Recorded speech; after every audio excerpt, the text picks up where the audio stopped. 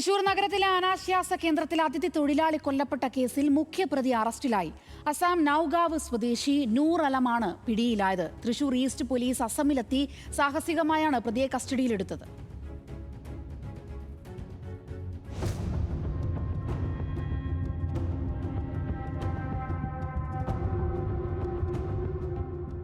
കഴിഞ്ഞ മാസം 18-നാണ് തൃശൂർ നഗരത്തിലെ വാടക വീട്ടിൽ വെച്ച് ഒഡീഷ സ്വദേശി ധൻപത് നായിക്കിന് മർദ്ദനമേൽക്കുന്നത്.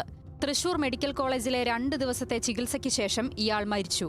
സംഭവത്തിൽ കൊലപാതകത്തിന് കേസെടുത്ത തൃശൂർ ഈസ്റ്റ് പോലീസ് അന്നു തന്നെ പ്രതികളിൽ 7 പേരെ അറസ്റ്റ് ചെയ്തു. എന്നാൽ മുഖ്യപ്രതിയായ നൂർ ആലം സ്വന്തം നാട്ടിലേക്ക് രക്ഷപ്പെടുകയായിരുന്നു.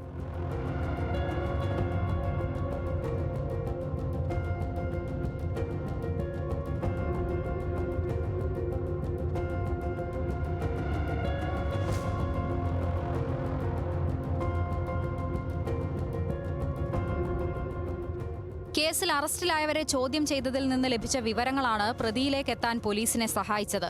തുടർന്ന് തൃശൂർ ഈസ്റ്റ് പോലീസ് സിഐയും സംഘവും അസമിലെ കോപ്പുജാരിലെത്തിയാണ് ഒളിവിൽ കഴിഞ്ഞ പ്രതിയെ സാഹസികമായി പിടികൂടിയത്.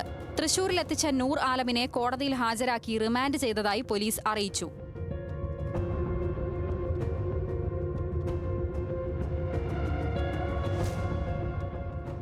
തൃശൂർ നഗരത്തിൽ അനാശാസ്യ കേന്ദ്രമായി പ്രവർത്തിച്ച വാടക വീട്ടിൽ വെച്ചാണ് പ്രതികൾ ധൻപത് നായിക്കിനെ മർദ്ദിച്ചത്.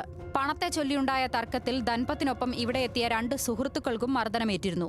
പ്രതികൾ തന്നെ പിന്നീട് ഇവരെ സ്വന്തം താമസ സ്ഥലത്ത് എത്തിച്ചെങ്കിലും നാണക്കേട് ഭയന്ന് മർദ്ദനത്തിനിരയായവർ തൊട്ടടുത്ത ദിവസമാണ് ആശുപത്രിയിൽ ചികിത്സ തേടിയത്.